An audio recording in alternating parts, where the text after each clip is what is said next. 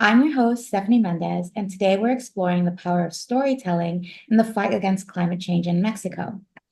Joining us is a leading voice in climate journalism, Juan Mayorga.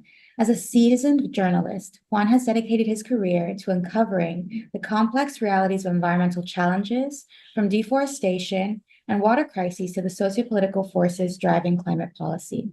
His work not only informs us, but inspires action, highlighting the urgent need for solutions.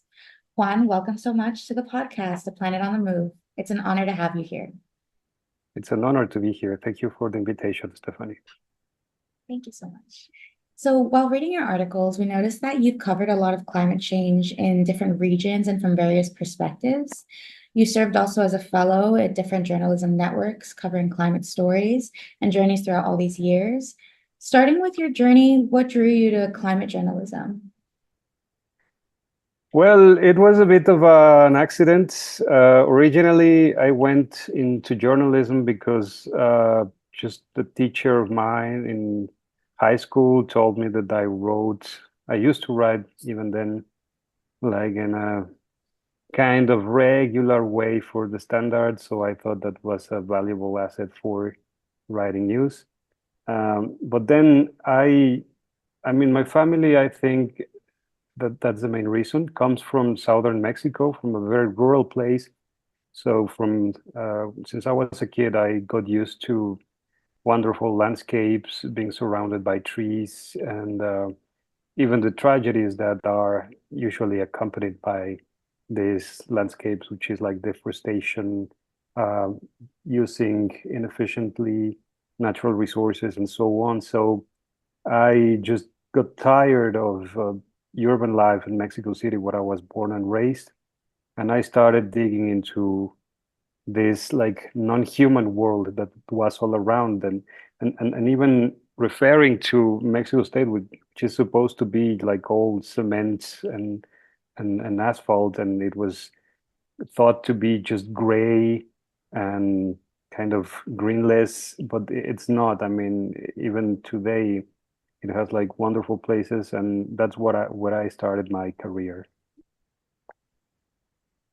Thank you. So you mentioned that there were so many tragic changes that were done to nature in Mexico. So, what were some of the most pressing environmental concerns that you were seeing while you were there?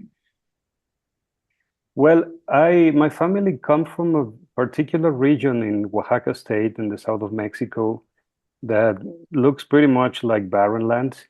And it used to look like that even when I was a kid, but I couldn't explain. I mean, I thought it was natural to have like all these kind of limestone rocks scattered and very small bushes, almost no trees in certain areas. And it's funny you ask that, because just very recently, like 3 to 4 years ago, I got to wrote a piece about that particular region and analyzing how it was a temperate forest. I mean, it was all filled with pines and local species of oaks, but it was during the colonial period in Mexico that the place was completely devastated, first by timber industry and then also by this little cattle uh, like way of producing meat, particularly goats who are, uh, goats. I mean, they are like a singular animal, and they just get everything, not just the sprouts, but even the roots. So if you multiply that by at least 2 centuries, you will get a disastrous result. And fortunately, the story I wrote was about how local communities were getting back from, in some cases, from migrating to the United States to do the dirty work. I mean, to dig even with their own hands, to start planting trees and recovering the topsoil, which is the most valuable asset. And like 20 to 30 years afterwards, they are recovering their water deposits, their wildlife. I mean, they are restoring, regenerating nature in that point. So that's one particular example I like to illustrate how this natural events are like life-longing episodes. I mean, it's something that started way before me, and it will not end, but at least have like a kind of wrapping up of the story, like many decades after I'm gone. So it's an honor to be involved in those long-term processes. Thank you so much for sharing. I did want to talk a little bit about, these effects that have been happening. Also, I really wanted to sort of focus on the communities that you're mentioning that have been disproportionately affected. You mentioned that so many people have started groundbreaking work and efforts to try to sort of bring back the land to the state that it used to be in. What was it like for you in your journey as a journalism? I think most of us, especially our audience, would sort of think of it as observing, as merely observing. Can you sort of explain what that process was like? How was it interacting with the communities there? And sort of like your attachment in that moment. Yes, of course. I think I take that very personally. I mean, at certain point, I do not separate professional from personal because it's all part of the same world and the same reality I'm living in. So I am doing my job as a reporter, as a journalist, to illustrate local audiences about local problems. And even in some cases, I've chosen strategically, like, let's say, foreign media outlets, because that conveys the message in a different way. I mean, Mongabay has been such a powerful platform to be heard even by Mexicans. And it's a very crucial question because it really determines what you're doing and how do you want to go forward. I mean, originally, to be honest, when I started my career, I wanted to be a correspondent somewhere else in the world. I actually learned French, English, and German, and I did my master's in energy in Germany because I planned to stay there and join the energy industry um, in my reporter capacity, like somehow related to communications. But when I saw that what I was doing didn't add anything to the communities I cared for, I mean, it's not just about nationalism. It's that you have a real attachment to the places you were raised and the places you care about. I mean, the places where I know the problems, where people have been expecting solutions for many years. So it was a hard decision, but I made it back from being in Europe for some years to first to Mexico City, and then I went even deeper into the rural world, and I came to Oaxaca, which is sometimes considered as one of the most impoverished states in Oaxaca, and the job opportunities are really scarce. And in that sense, to be honest, it was very risky to pursue a career as a journalist. However, I kept most of my contacts in Mexico City, where the industry is mostly based. And from there, I got the chance to uh, kept being asked for things about Oaxaca. And eventually, yeah, when I moved to Oaxaca, I became kind of a focus point. So this, I mean, kept me in the loop of being compromised to that, because I know very well that I could, I don't know, be part of the staff of a big like media house, the international ones, and I don't know, be involved in more sophisticated processes that perhaps professionally would be more rewarding as a journalist. But I don't want that. I mean, I want to contribute to the place I'm living in, because I mean, we are so far from Mexico City and from other places that really journalism sometimes struggles a lot. I mean, this is where the violence is really faced by journalists. This is where job precarity is really taking hold of the situation. So, in that sense, I accept the limits of being here, and on the opposite, I also enjoy the perks, which is, for example, every piece I write, I mean, every ecosystem I write about, it's because I've walked it, I've been there, I've talked to the people, I've touched the plants, the trees.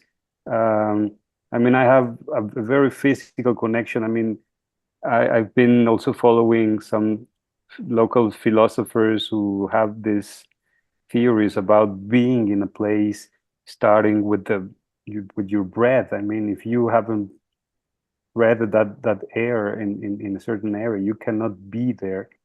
And I mean, it gets very deep and a bit disturbing, but it's really something that gets to your bones. And for me, it's not a job anymore, it's a way of life. And sometimes the only question is like how to go on with the industry falling apart as it is currently happening. And you did mention those limits also about what it's like working in Oaxaca. Could you talk a little bit about that and how you've been able to navigate it? Yeah, sure. Just one example about those limits. Recently, I was writing a piece about the coast of Oaxaca and how that golden, precious piece of coast, it's being kind of ripped apart by people selling land, but in a very informal way, because I mean, this is a place of Mexico where the state wasn't that present. So many of the practices that would be business as usual in the urban world are just not here. For example, having like everything registered in a central archive by a central government. I mean, just that doesn't happen in the coast. So I was being asked by my editor, who is a very nice woman, a very talented reporter based in Chile. She's Chilean. And she was asking me to, well, also the other editor in Mexico City, to dig in the official information platform.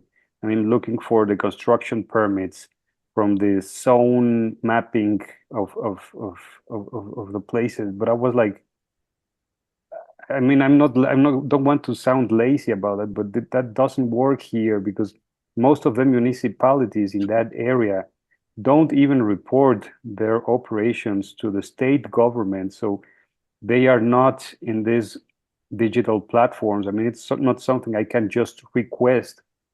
So many of those bits of information have to be reported in a very precarious way, like really going door after door, knocking and asking people if they wanted to share their experience about how they bought that land.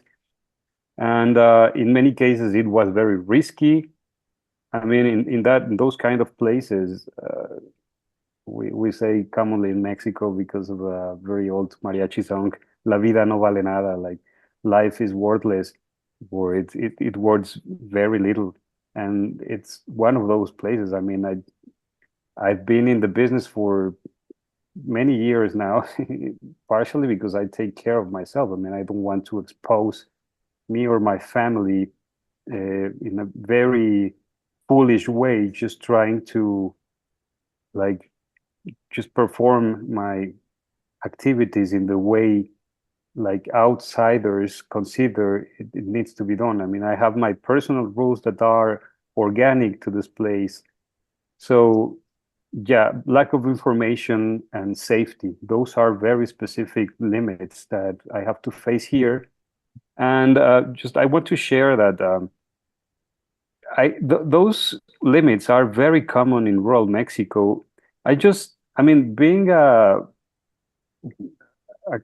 external contributor for platforms like Mongabay in Oaxaca, which is a rural state again, really becomes a very lonely way of working because I just send by email or WhatsApp. Like everything I have and all my communications are like digital.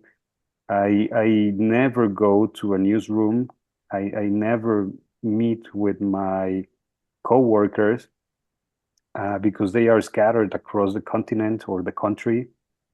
But some months ago, last year, we were invited by the German embassy and the Deutsche Welle Academy to Mexico City to join a group of precisely rural environmental reporters, and I met people from Michoacán, Guerrero, Sinaloa, a lot of wonderful places, and I realized that we are all living the same situation, and that was fascinating. And we hadn't realized that, although most of us are already senior journalists, and that's because of the lack of opportunities to just meet, to gather and talk about these common challenges, which are way different to the challenges that you will hear from a typical urban-based journalist, like the ones from Mexico City or Guadalajara or Monterrey. So, I mean, that also points to a kind of vacuum of information and an opportunity for taking action to protect people and to enable their job in a better way. Yeah, no, thank you so much for sharing that. I don't think that this is something that many of us would sort of be able to understand the day-to-day of what it's like to work in this field, and then to have those kinds of communications between journalists. Sounds absolutely profound.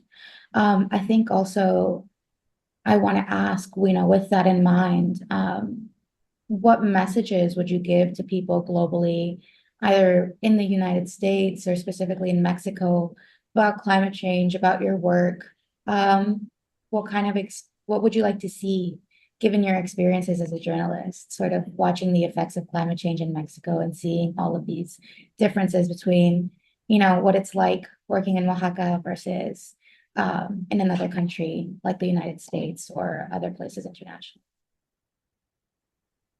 Well, this leads to a very complex situation, but it's necessary to confront it, which is we need to stop being as professionals ethnocentric.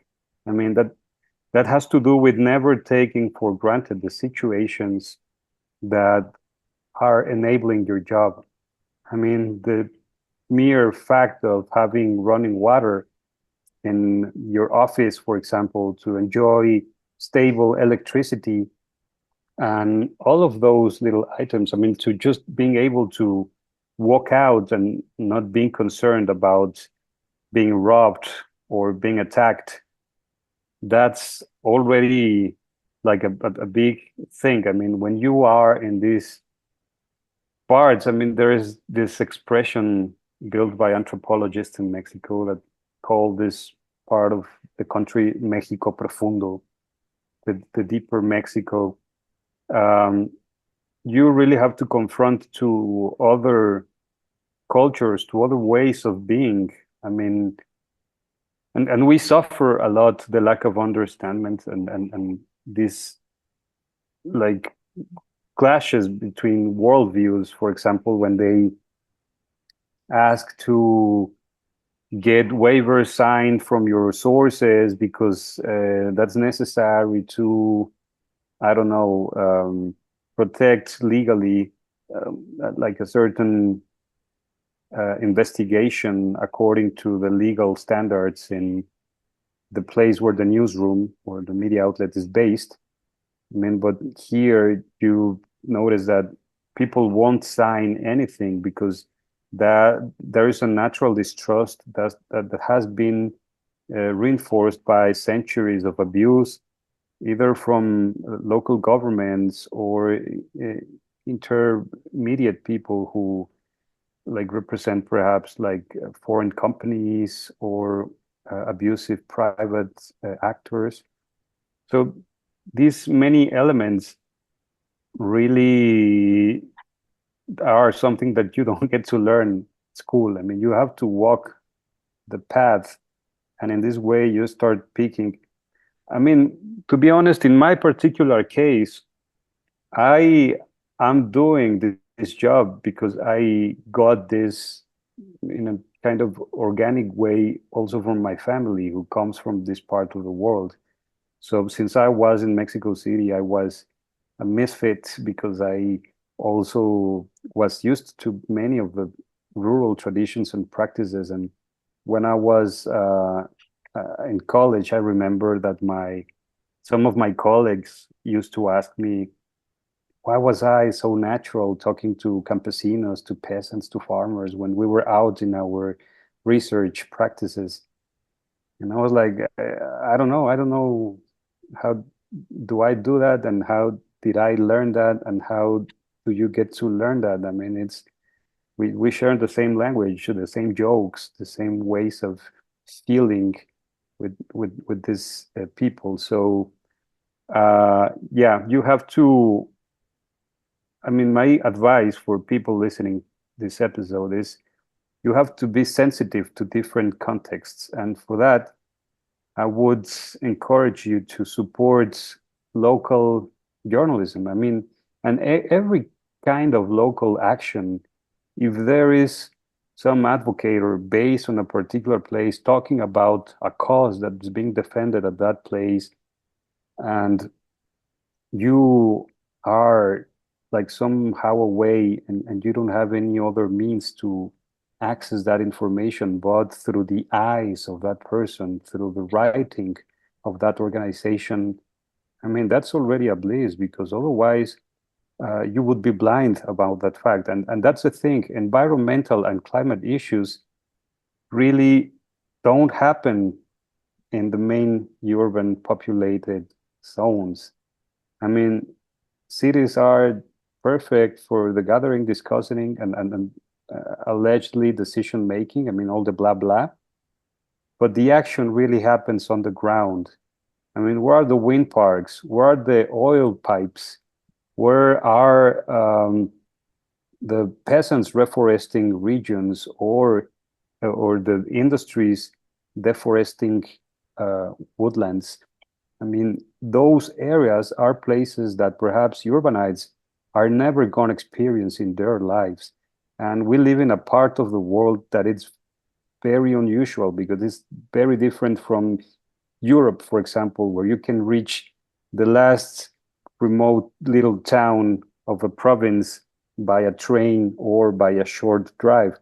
I mean, in North America, we are hours away from the main natural icons that we want to protect, and it really takes you a lot to get there. And after getting there, it takes you a lot to understand it. So in that sense, we have to protect the people who protect nature. That's the main task. And for example, by saying this, I refer principally to environment defenders. In Mexico, we have a terrible record of people being murdered because what they did in order to protect the places they were living in.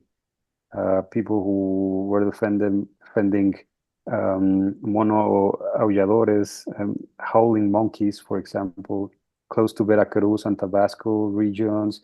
Another man that was murdered because he defended the timberlands of the woodlands of Mariposa monarca, where the monarch butterfly nests every year. So he confronted and denounced the deforestation that was taking place, and he was also murdered. And we have so many examples, and yet people in those areas keep doing that because they defend the place where they live and they defend their patrimony. So we have to support them somehow, and first we need to get the information to understand what's going on. So that's like a couple of advices there. Yeah, no, I completely agree that it's important to support them. I think that, globally, sometimes we believe that we live in a vacuum, but all of our environments are interconnected in one way or another.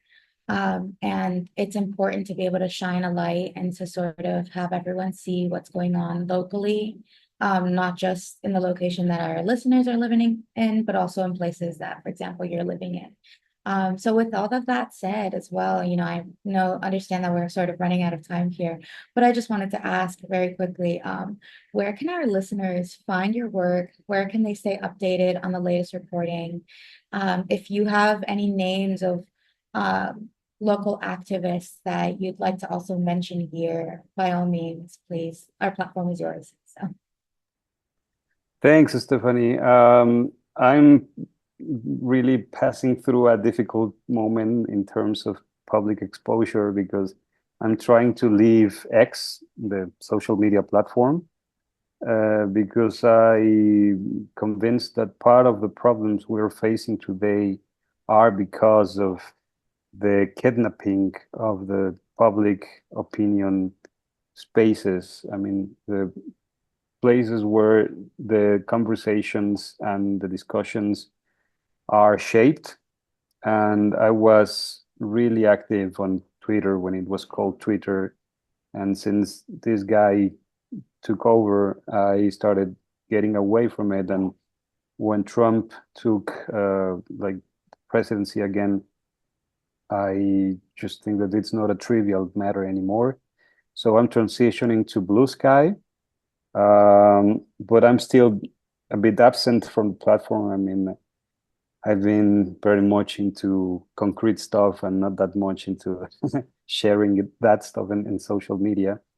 But eventually I will come back and I will be more active because, yeah, we have to contribute with our bit of information for these difficult times we're transitioning.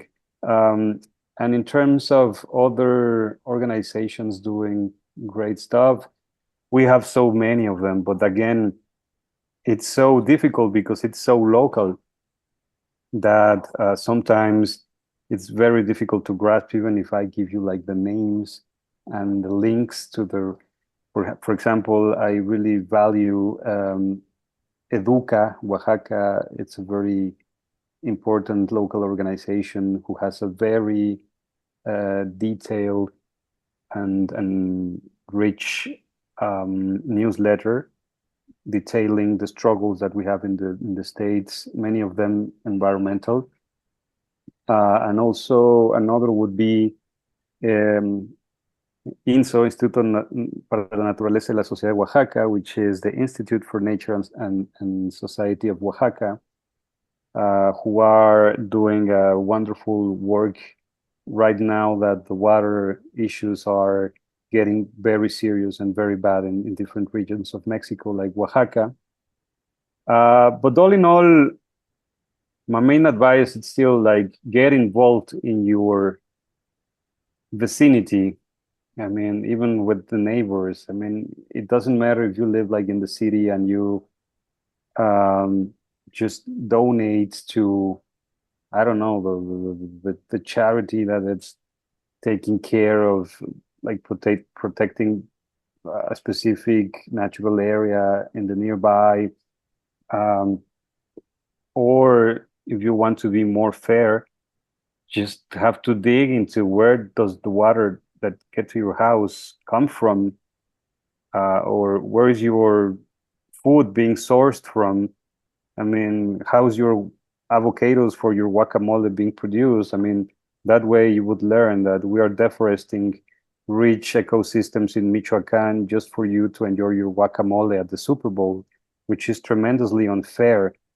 And I know for sure that many people in the US is not aware about this, and that's the reason why they continue to do this.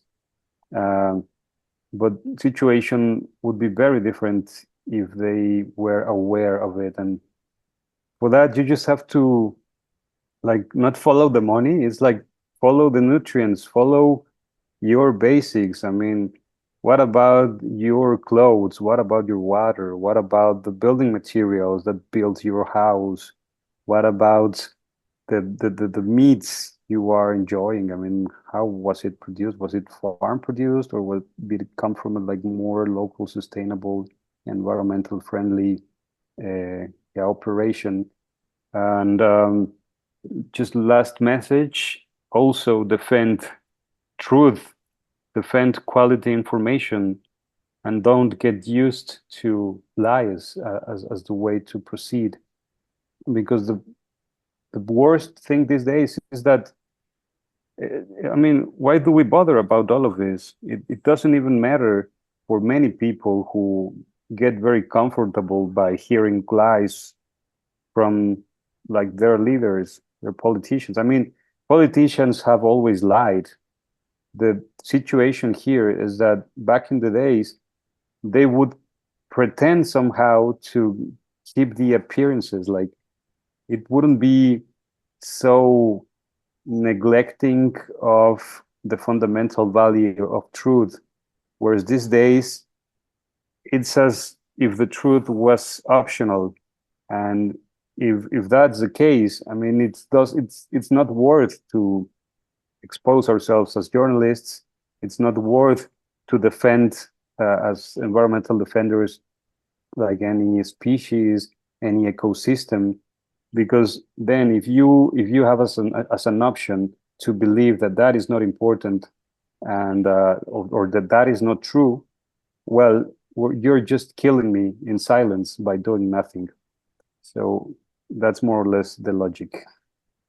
Yeah, no, thank you so much for your impactful words. And with that, I just want to address our dear listeners at the moment. So, listeners, thank you so much for tuning in, for remaining committed to our environment. And just like Juan said, defend the truth, defend quality information, ask questions about the sources of your nutrients, stay informed. We will see you next time on Planet on the Move podcast.